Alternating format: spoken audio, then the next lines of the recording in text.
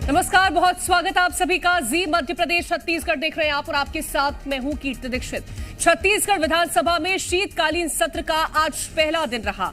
इस दौरान कई नए चेहरों ने विधानसभा में एंट्री की और हर कोई अपने अपने तरीके से विधानसभा में पहुंचा। कोई सदन की आरती उतारता दिखाई दिया तो कोई माथा टेकता हुआ नजर आया। और एक चीज जो सबसे ज्यादा गौर करने वाली थी वो थी युवा शक्ति। जी हां, इस बार सदन में ज्यादातर युवा चेहरों ने एंट्री ली है जिनका जोश हाई है और यही जोश अब छत्तीसगढ़ को एक नए मुकाम पर ले जाने वाला है। करेंगे चर्चा, लेकिन उससे पहले रिपोर्ट देखिए।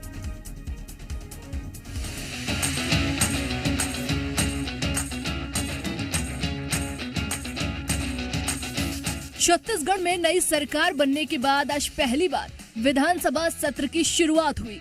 सत्र कई मायनों में खास रहा। उनमें सबसे खास बात रही कि कई विधायक आज पहली बार विधानसभा पहुंचे। इस दौरान उनकी एंट्री भी काफी अलग रही।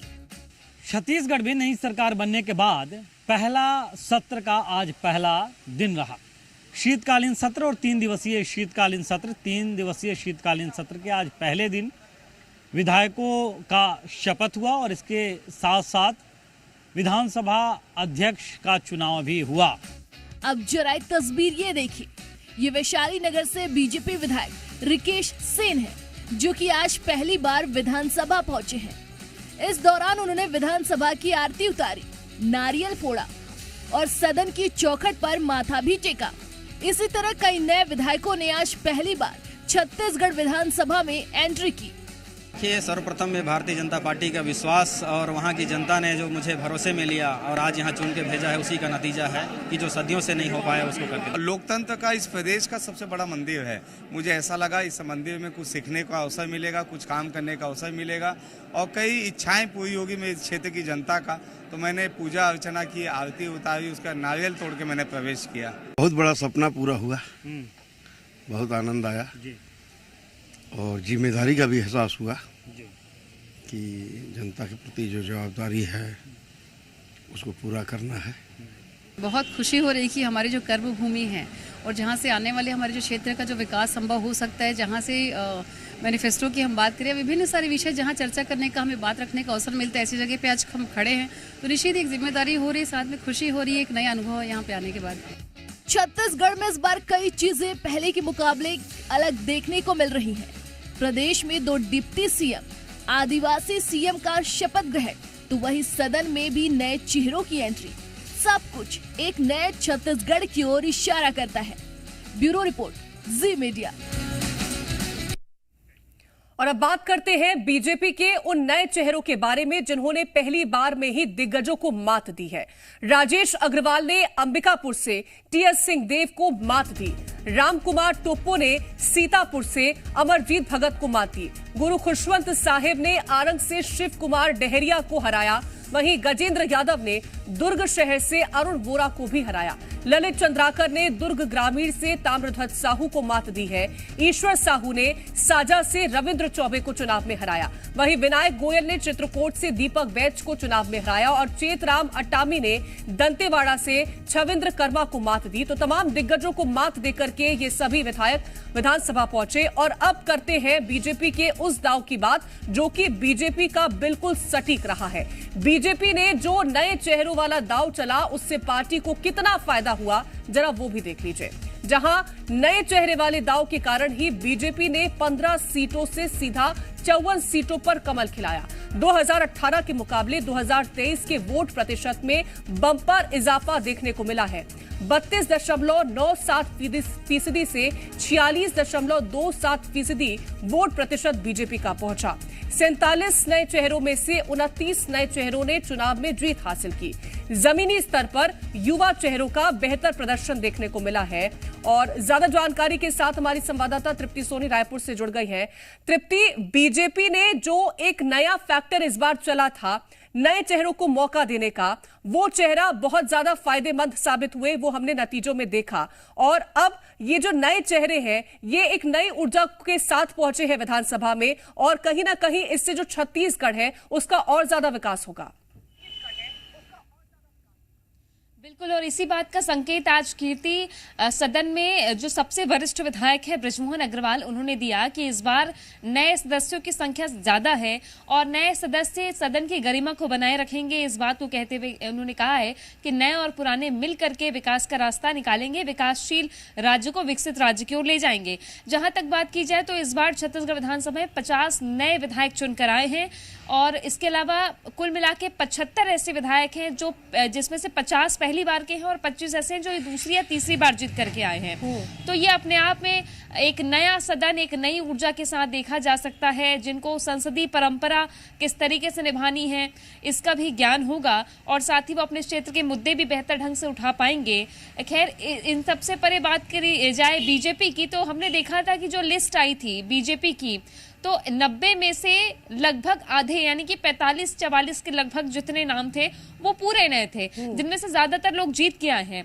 इस बार 19 महिला विधायक भी आई हैं, तो 20% सदन की संख्या की महिला विधायक है, 50 नए विधायक है। तो ये अपने आप में सदन जो है वो ऊर्जा से भरा हुआ है, नया जोश है, कुछ पुराने लोग भी हैं। तो माना जा सकता है कि इस बार जो चर्चा होगी वो सार्थक होगी, क्योंकि कुछ ऐसे विधायक भी चुनकर आए हैं जो लगातार लंबे समय से जनप्रतिनिधि के रूप में मैदानी क्षेत्र में काम कर रहे थे, जिनको भलीभांति मुद्दे पता है, जो आंदोलनों से जुड़े हुए हैं, जो मैदानी मुद्दे उठाते आए हैं। तो जब वो विधानसभा में मुद्दे उठाएंगे तो जाहिर तौर पर जनता की बात रखी जाएगी और जनता की बात जब रखी जाएगी तो काम भी वैसे ही सरकार करेगी, विपक्ष भी उन मुद्दों को उठाएगा और सरकार भी उसी तरीके से कार्य योजना बनाएगी। जी तृप्ति, आपने जिस तरह से महिलाओं का जिक्र किया है कि काफी संख्या में जो है महिला विधायक भी वो पहुंची हैं विधानसभा में, महिलाओं की बात करें तो छत्तीसगढ़ में महिला बहुत ज्यादा प्रमुख रहती है। जिस तरह से उनका इन्वॉल्वमेंट रहता है वो पुरुषों के मुकाबले भी ज्यादा रहता है कई क्षेत्रों में अगर हम बात करते हैं, तो ये महिलाओं के लिहाज से कितना ज्यादा फायदेमंद रहने वाला है?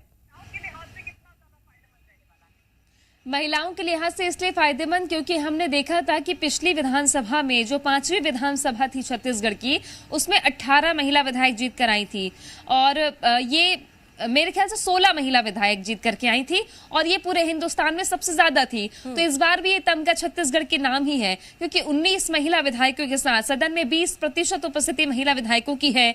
इसलिए ये माना जा सकता है कि छत्तीसगढ़ वो राज्य है जहां सदन में सबसे ज्यादा महिला विधायक हैं और इसकी बानगी ऐसे देख सकते हैं कि जिस तरीके से कहा गया था कि 33% आरक्षण दिया जाएगा, दोनों ही दलों ने जब सदन में या संसद में बात होती है महिला आरक्षण की तो वो परिणाम में दिखना चाहिए। तो कहीं कहीं ये दिखा था, पूरी तरीके से नहीं दिखा था, लेकिन टिकट बांटने में दोनों ही पार्टियों ने कहीं कोई कंजूसी नहीं की थी महिलाओं को टिकट देने में। इसलिए ये परिणाम निकल कर आया कि ज्यादातर महिला विधायक जीत कर आई हैं। ये संख्या 19 है, यानी कि पूरे सदन का 20%, जो एक बड़ा हिस्सा होता है। तो महिलाओं की भागीदारी भी लगातार बढ़ रही है और इनमें से कुछ ऐसी भी महिला विधायक है जो दूसरी बार जीत कर आई हैं। अनिला भिड़े ऐसी है जो लगातार जीत कर आई है, पूर्व मंत्री भी रही हैं। लता उसेंडी एक बड़ी अनुभवी महिला विधायक है। आने वाले दिनों में किसको क्या जिम्मेदारी मिलेगी और मंत्रिमंडल में महिलाओं को कितनी जगह मिलेगी ये भी देखना होगा। बिल्कुल, महिलाओं को कितनी भागीदारी मिलती है, कितनी जगह मिलती है मंत्रिमंडल में, ये तो बहुत ज्यादा महत्वपूर्ण हो जाएगा। लेकिन अगर हम स्ट्रैटेजी को लेकर के तृप्ति बात करते हैं, चुनावों में जो बीजेपी की तरफ से स्ट्रैटेजी अपनाई गई थी वो सबसे ज्यादा कारगर साबित हुई है, चाहे नए चेहरों को लेकर के विश्वास जताना हो, क्योंकि कई ऐसे नए चेहरे हैं जिन्होंने दिग्गजों को मात दे दी, जिनकी उम्मीदें इस तरह की भी नहीं जताई जा रही थी कि वो कहीं ना कहीं स्टैंड कर पाएंगे। उन्होंने एक बड़े मत से चुनावों में हराया, तो ये कितनी बड़ी स्ट्रैटेजी काम आई? 2018 को अगर याद करने कीर्ति, तो हमने देखा था कि बड़े बड़े सूरमाओं को हार का सामना करना पड़ा था। इस बार भी कमोबेश वैसा ही हुआ है। आप देख लीजिए, तमाम 9 मंत्री अगर हारे हैं तो ये अपने आप में कांग्रेस के लिए झटका रहा। जैसे कि बात कर ले हम रामकुमार टोप्पो जो सीतापुर से विधायक है, उन्होंने 20 साल के विधायक अमरजीत भगत जो पूर्व मंत्री रहे उनको हराया। अंबिकापुर से डिप्टी सीएम टीएस सिंहदेव को राजेश अग्रवाल ने हराया जो पहली बार चुनाव लड़ रहे थे। पहली बार चुनाव रामकुमार टोप्पो भी लड़ रहे थे, सीआरपीएफ की नौकरी छोड़कर आए। तो ऐसे कई लोग हैं जिन्होंने हराया। ताम्रध्वज साहू को ललित चंद्राकर ने हराया। तो ऐसे कई तरीके के सामाजिक समीकरण बने।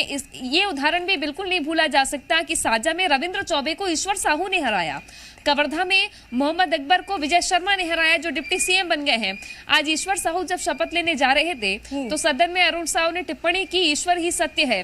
तो एक तरीके से समझा जा सकता है कि हर मोर्चे पर भारतीय जनता पार्टी ने जो रणनीति बनाई थी वो कारगर हुई, और उस कारगर होने का नतीजा ये है कि आज सदन में अलग अलग रंग दिख रहे हैं, अलग अलग रणनीति का नतीजा दिख रहा है, और वो चेहरे भी दिख रहे हैं जो लालायित हैं जनता के मुद्दे को उठाने के लिए। बस गंभीरता कितनी होगी ये आने वाले दिनों में पता चलेगा। बिल्कुल तृप्ति, और एक और बात का जवाब दीजिएगा कि कहीं ना कहीं अगर मात जो है वो दिग्गजों को मिली तो ये जनता से डिटैचमेंट रह सकता है, कहीं ना कहीं जनता जो उम्मीद लगा करके बैठी थी वो उम्मीदों पर खरा उतरना नहीं हो सकता है। कई सारे ऐसे विषय हो सकते हैं जिसकी वजह से दिग्गजों को मात यहां पर झेलनी पड़ी।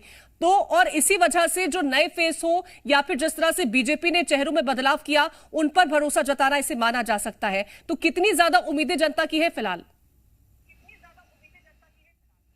जनता तो हर बार उम्मीद लगाकर बैठती है कि उनके क्षेत्र से जो नेता चुनकर भेजा है, जो विधायक चुनकर भेजा है, वो उनके मुद्दे को उठाए, वो फंड लेकर आए, विकास काम करवाए। तो ये जनता की उम्मीद रहती है। सबसे बड़ी पंचायत वही है जो गांव की चौपाल होती है, जो शहर का एक मंच होता है जहां जनता अपने विधायक से मिलती है। तो हमने देखा है कि पिछले कुछ समय से ये ट्रेंड चला है कि जो जनता के करीब नहीं रहा उसको जनता ने नकार दिया। तमाम मंत्रियों के साथ भी यही हुआ।